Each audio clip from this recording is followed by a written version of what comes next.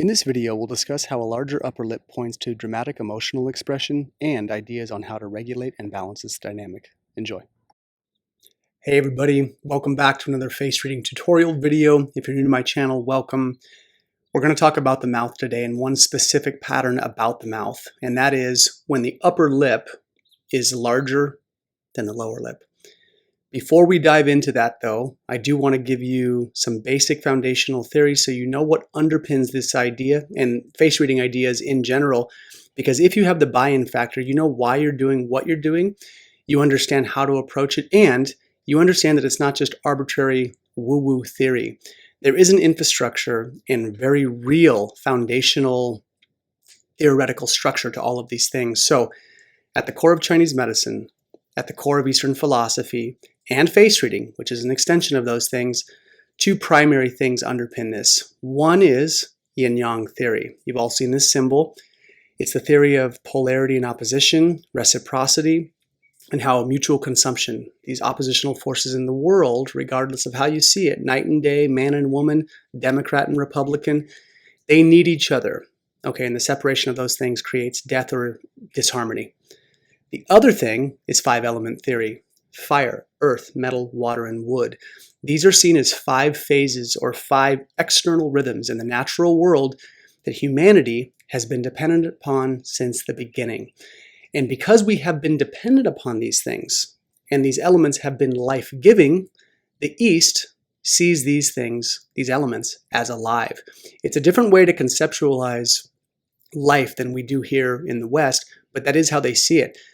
Now, if we extrapolate that and ride that idea out a bit more, we will also see that there's a connection between mankind and nature. We are married to nature because in the same way, if we interact with a person for long enough, we can say that person really left a mark on us. You've been around a good person, they will leave good traits into you.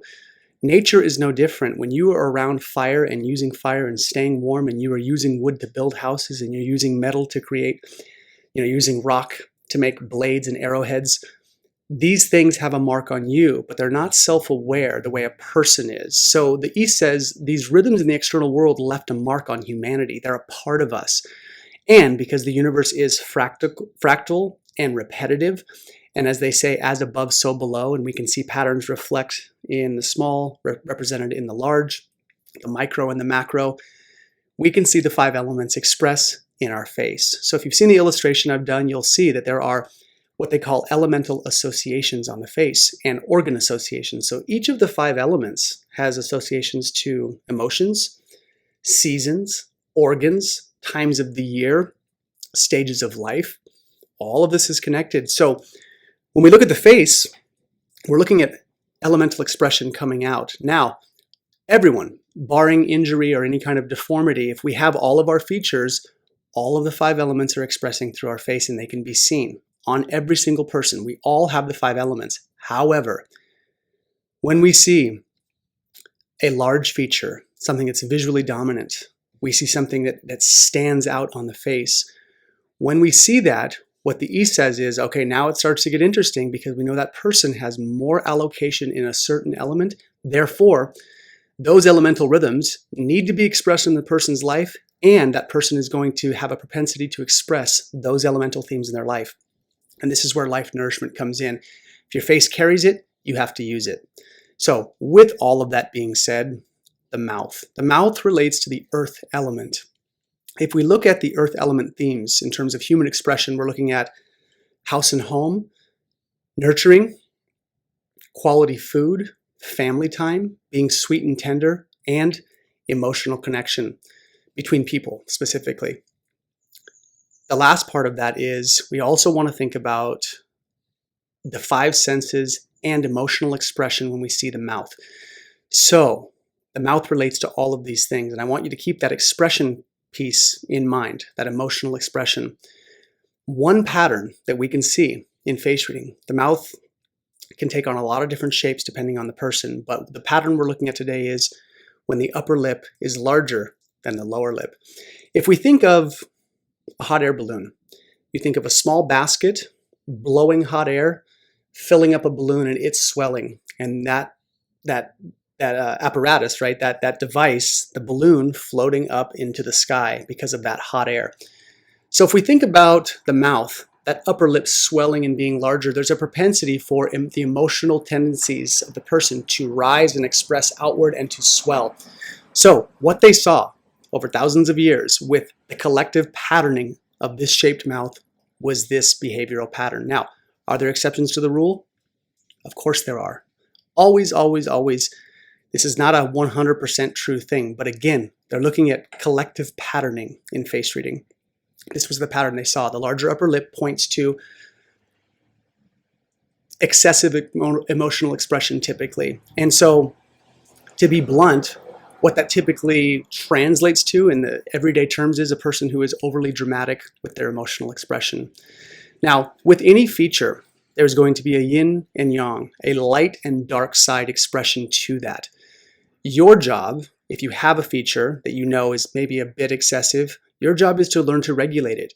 You are not just good as you are. And I don't mean that, fundamentally, we're sinful people or anything like that, but we all have room to improve. And face reading should be used as a tool to where you say, yeah, I probably run this way. I'm definitely not perfect. And it'll clue you into where you can improve. And that's what I mean is don't just say, well, I have this feature, that's how I'm wired to be, and I shouldn't change it. You can't change it. You're always going to have it, but do learn how to temper, regulate, and moderate it. That's what we all have to do to be balanced, regulated people in the world, so we're not running too top heavy. So the dark side of this feature is that a person is going to be run by their emotions sometimes. They're going to see everything through their emotions. Their emotional feelings can kind of reign supreme in any situation. How they see it in terms of their emotionality, how they feel it, is going to sometimes supersede everything else. There is no logic. And we want to think that emotionality and expression and logical thinking are sort of the yin and yang components here. Logic is order, emotionality and expression can lead to chaos. So too much logic can become overly controlling and dominating for sure, but the same thing can happen on the emotional side. So we want to have a balance between emotionality and logic. That's so important. And, depending on the person, a person's sex, men typically tend to usually run a bit more logical. Women typically run a bit more emotional. And there are exceptions and variations and permutations to the nth degree on that. But we see this. And so when we have this feature, the thing you want to be mindful of is pay attention to your emotions. Make sure you are balancing out logical thought processes that are not strictly emotional. You can't run every situation through your emotions, not every single one. And so if you have this feature, be careful of that. Now, the positive side is the person can also be very intuitive. They can be expressive. They can be a poet. They can tell stories well, maybe. There's lots of different ways in terms of how expressive emotionality and maybe even an excessive way can be a good thing. They can be highly persuasive too. But again, be careful because that dark side of excess emotionality, excess chaos to a certain degree can also come manipulation.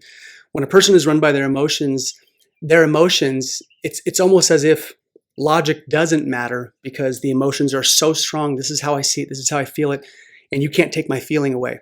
The thing they forget is what they're not logically understanding is that other people have feelings too, and they might feel completely differently, and feelings don't necessarily make you right. They don't necessarily make you wrong either.